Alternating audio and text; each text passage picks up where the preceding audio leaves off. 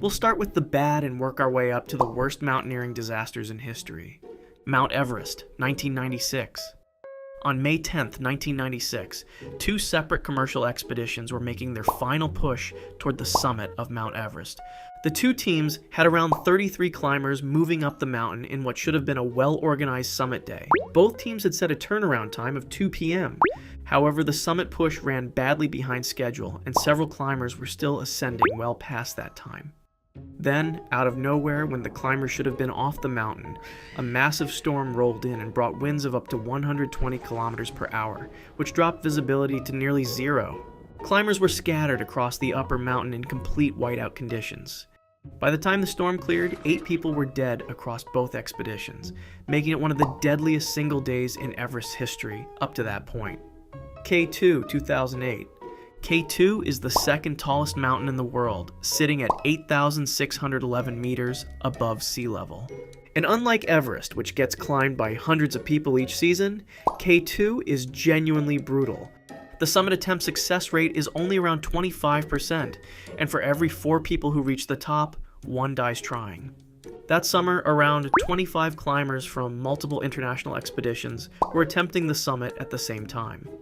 While descending from the top, a massive serac, which is basically a hanging block of glacial ice the size of a building, broke loose from above the bottleneck, which is a narrow passage all climbers had to pass through.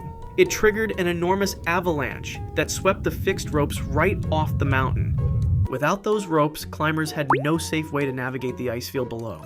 Some were hit directly by falling ice, others lost their footing and fell, and a few were buried instantly. By the time everything settled, 11 climbers were dead, making it the single deadliest day on K2 in recorded history. Cotopaxi, 1996. Cotopaxi is an active stratovolcano in Ecuador standing at 19,347 feet, and it's considered one of the highest active volcanoes in the world. On the night of April 6, 1996, a group of 13 climbers were making their way up to the peak when the conditions turned fast.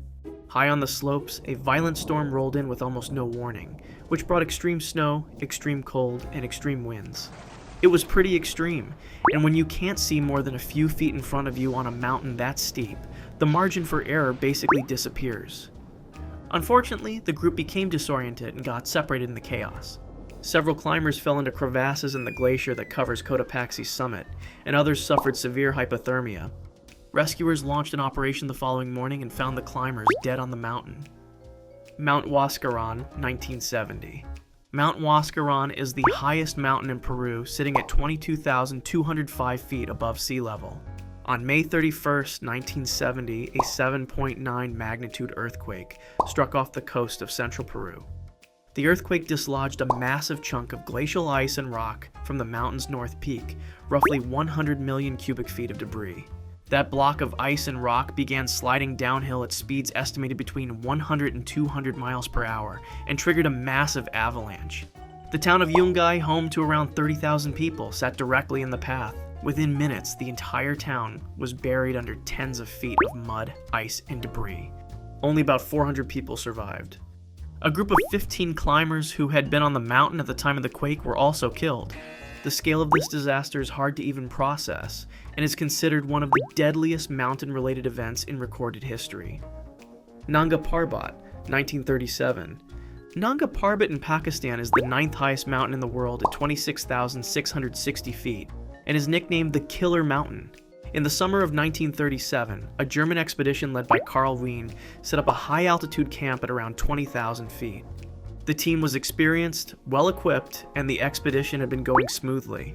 On the night of June 14th, while the climbers slept, an avalanche broke loose from the slopes above. It buried the entire camp. All 16 men, 7 German climbers, and 9 Sherpa porters were killed in their tents while they were asleep. A rescue team found the camp several days later, completely buried under snow. The bodies were so deep that most were never recovered. At the time, it was the single deadliest mountaineering disaster ever recorded. Nanga Parbat went on to claim more lives in the decades that followed and built a pretty solid reputation as one of the most dangerous peaks on Earth. Mount Fuji, 1972. Mount Fuji is Japan's tallest mountain at 12,389 feet, and it sees hundreds of thousands of climbers every year during the official summer season.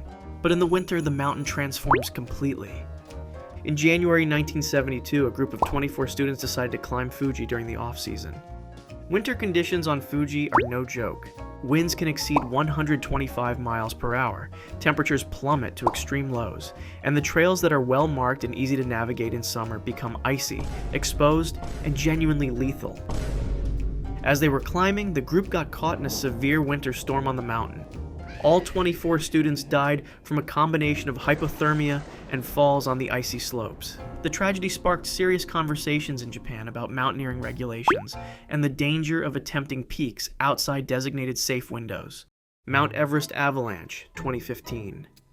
On April 25, 2015, a massive 7.8 magnitude earthquake hit Nepal. It triggered avalanches on multiple peaks across the Himalayas, but the one on Everest was the deadliest. At the time of the avalanche, base camp was extremely crowded because it was peak climbing season, with hundreds of climbers and support staff preparing for summit attempts. But when the earthquake hit, a serac broke off from the Pumori mountain above Everest base camp and sent a wall of snow and ice crashing directly through the camp. 24 people were killed and dozens more were injured, making it the deadliest single day in Everest history up to that point. A huge portion of those killed were experienced Sherpa guides who had been on the mountain many times. The earthquake itself killed nearly 9,000 people across Nepal as well, so the Everest disaster was just one devastating piece of a much larger tragedy that day. Uttarakhand avalanche, 2022. In October 2022, a mountaineering team was on an expedition towards the Draupadi Kadanda 2 peak in Uttarakhand, India. The peak sits at around 18,600 feet and is used as a training climb for developing mountaineers. On October 4th, a large avalanche struck the group while they were on the upper slopes and swept away a significant number of climbers all at once. In total, 27 people died and several others were injured. Rescue operations were hampered by the altitude and the terrain, since helicopters struggled to operate effectively in those conditions. What made this particularly sad was that many of the climbers were trainees, people who were on the mountain specifically to build their skills with experienced instructors. Nepal Snowstorm, 2014. October 2014 was supposed to be a solid trekking season in Nepal. Thousands of hikers were on trails in the Annapurna region, one of the most visited trekking circuits in the world, when an unexpected and extremely powerful snowstorm arrived between October 13th and 15th. It hit the Thorongla Pass particularly hard, which is the highest point of the Annapurna circuit at around 17,769 feet. The storm dumped several feet of snow over a very short period of time and triggered multiple avalanches across the region. It also caught trekkers completely off guard, many of whom were on exposed ridgelines and high passes with no shelter nearby. Some people managed to dig into the snow or find shelter in tea houses, while others were caught fully in the open. 43 people were killed across the region, making it one of the deadliest trekking disasters in Nepal's history.